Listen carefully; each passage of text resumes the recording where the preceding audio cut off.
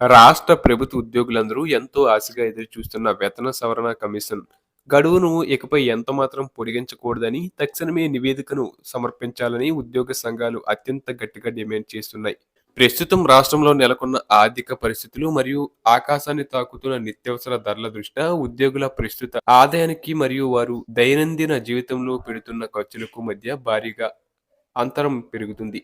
ఈ ఆర్థిక ఇబ్బందుల వల్ల ఉద్యోగుల కుటుంబాలు గడవడం కష్టార్జితంగా మారుతుందని, ఈ అంతరాన్ని పోడ్చాలంటే కొత్త వేతన సవరణ ఒకటే మార్గమని వారు డిమాండ్ చేస్తున్నారు.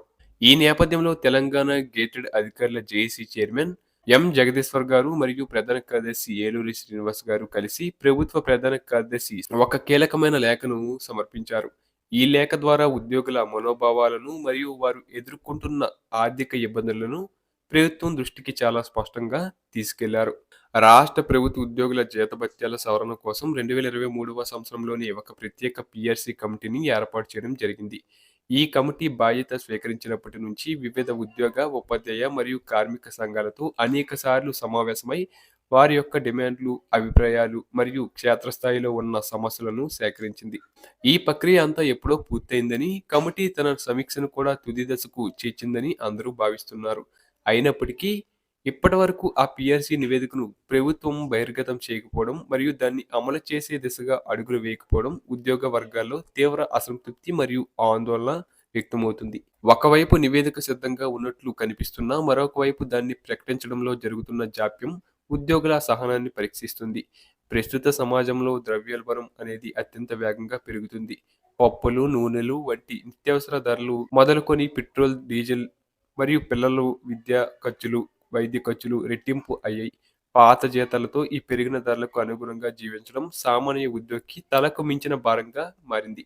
ఆదాయం స్థిరంగా ఉన్నా ఖర్చులు మాత్రం నియంత్రణ లేకుండా పెరిగిపోవడం వల్ల ఉద్యోగుల ఆర్థిక బడ్జెట్ పూర్తిగా తలకిందులైందని తెలంగాణ జేఏసీ నాయకులు తమ లేఖలో పూర్తిగా వివరించారు. ఇక పీఆర్సీ సిఫార్సులు నిజానికి 2024 ఏప్రిల్ నాటికి ప్రభుత్వానికి చేరాల్సి ఉంది మరియు అప్పటి నుంచే అమలు కావాల్సి ఉంది.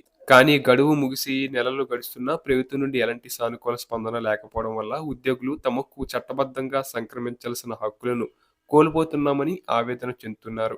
నివేదిక ఇవ్వడంలో జరిగే ప్రతిరోజు జాప్యం ఉద్యోగికి ఆర్థికంగా పెద్ద నష్టాన్ని కలిగిస్తుందని, దీనివల్ల రిటైర్డ్ కావడానికి సిద్ధంగా ఉన్న ఉద్యోగులకు కూడా గ్రాట్యుటీ మరియు ఇతర ప్రయోజనాల్లో నష్టం జరుగుతుందని వారు గుర్తు చేస్తున్నారు. ప్రభుత్వం వెంటనే స్పందించి పీఆర్సీ గడువును మళ్లీ పొడిగించే ఆలోచనను విరమించుకోవాలని, యుద్ధ ప్రాతిపదికన కమిటీ నివేదికను ఆమోదించి కొత్త వేతనాలు అమలు చేయాలని వారు కోరుచున్నారు.